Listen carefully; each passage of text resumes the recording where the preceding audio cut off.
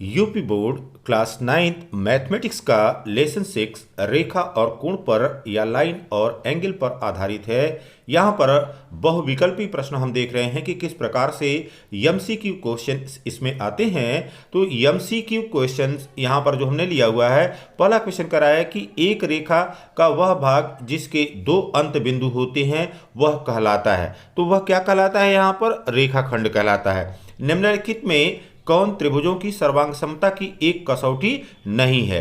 तो यहां पर यह विकल्प सी सही है। क्वेश्चन नंबर 3 में कह रहा है कि त्रिभुज एबीसी में बीसी बराबर AB, इसका मतलब दो भुजाएं बराबर हो जाएं। अब दो भुजाएं बराबर हो गई तो बराबर भुजाओं के कोण बराबर होते हैं। कोण B बराबर यहां पर 80 अंश दिया गया है, तो कोण A का मान पूछ रहा है कि कोण A कितने के बराबर होगा। जब आप इसको हल करेंगे तो यह 50 डिग्री के बराबर या 50 अंश के बराबर हो जाएगा। रेखा का वह भाग जिसका एक अंत बिंदु होता है उसे हम क्या कहते हैं? उसे हम किरण कहते हैं या रे कहते हैं। क्वेश्चन नंबर 5 में कह रहा है कि 3 या 3 से अधिक बिंदु यदि एक रेखा पर स्थित होते हैं तो हम उनको क्या कहते हैं? कोलिनियर पॉइंट कहते हैं या संरेख बिंदु कहते हैं। क्वेश्चन नंबर 6 में है कि किसी कोण को बनाने वाली दोनों किरणें किसी कोण का क्या कहलाती हैं? तो किसी कोण को बनाने वाली दोनों किरणें यह कोण की भुजाएं कहलाती हैं, आर्म्स कहलाती हैं। क्वेश्चन नंबर 7 है, यदि किसी त्रिभुज का एक कोण अन्य दो कोणों के योग के बराबर हो तो वह त्रिभुज कैसा होगा? वह त्रिभुज यहां पर समकोण त्रिभुज के रूप में होगा। कैसे ये आएगा? कोण A यह बराबर हो गया कोण B प्लस कोण C के, और इसके बाद आप लगा देंगे कोण A प्लस कोण B प्लस कोण C, यह बराबर 180 डिग्री, और यहां से आप निकाल लेंगे तो आपको पता चल जाएगा कि यह समकोण त्रिभुज के बराबर है। क्वेश्चन नंबर 8 में करा कि एक त्रिभुज का एक बहिष्कोण 105 अंश है तथा उसके दोनों अंतः विपरीत कोण बराबर हैं। इनमें से प्रत्येक कोण बराबर होगा। अब यहां पर देखिए बाबू, यह त्रिभुज है, यहां पर बहिष्कोण हो गया, यह 105 अंश के बराबर हो गया। अन्य दोनों अंतः विपरीत कोण बराबर हैं, इसलिए यह 52.5 अंश के बराबर आ जाएगा। क्वेश्चन नंबर 9 में कह रहा है कि एक त्रिभुज PQR में कोण R इज इक्वल टू कोण P है। QR बराबर 4 सेंटीमीटर, PR बराबर 5 सेंटीमीटर है, तब PQ की लंबाई कितने के बराबर होगी? क्वेश्चन नंबर 9 का देखिए, यहां पर चित्र बना दिया तो अब यह स्पष्ट हो गया कि यह कोण और यह कोण P और कोण R यह दोनों बराबर हैं। तो बराबर अगर कोण है तो भुजा भी बराबर हो जाएगी, यह भुजा और यह भुजा बराबर हो जाएगी। यह कितने के बराबर आ जाएगा? यह PQ यह 4 सेंटीमीटर के बराबर हो जाएगा। फिर क्वेश्चन नंबर 10 में कह रहा है कि एक न्यून कोण की माप होती है। तो न्यून कोण की माप 0 अंश से 90 अंश के बीच में होती है।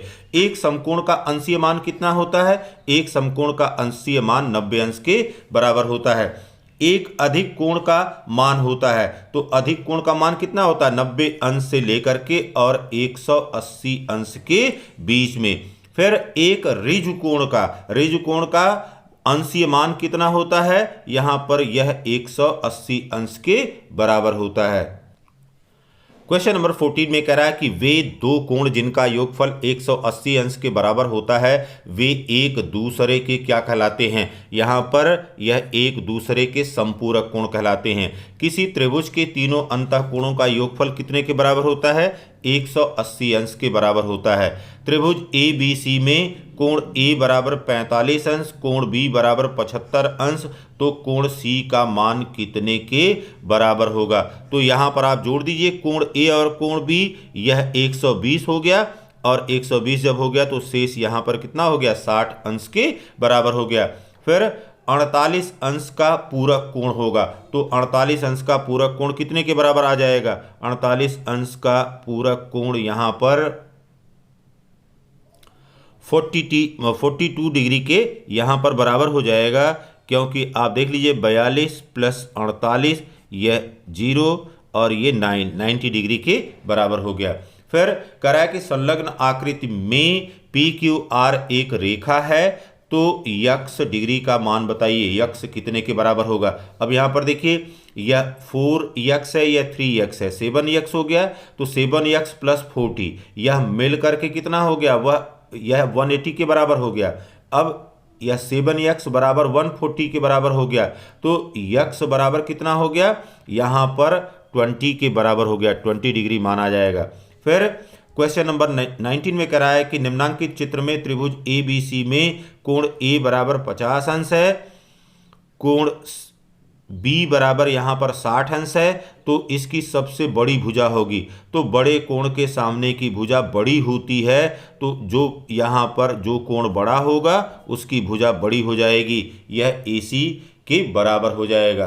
फिर क्वेश्चन नंबर 20 में कह रहा है कि दो समांतर रेखाएं एक दूसरे को एक बिंदु पर काटती हैं, दो बिंदु पर काटती हैं, कभी एक दूसरे को नहीं काटती हैं। समांतर रेखाएं चाहे आप आगे बढ़ाएं अथवा पीछे बढ़ाएं, कभी भी एक दूसरे को काटती नहीं हैं।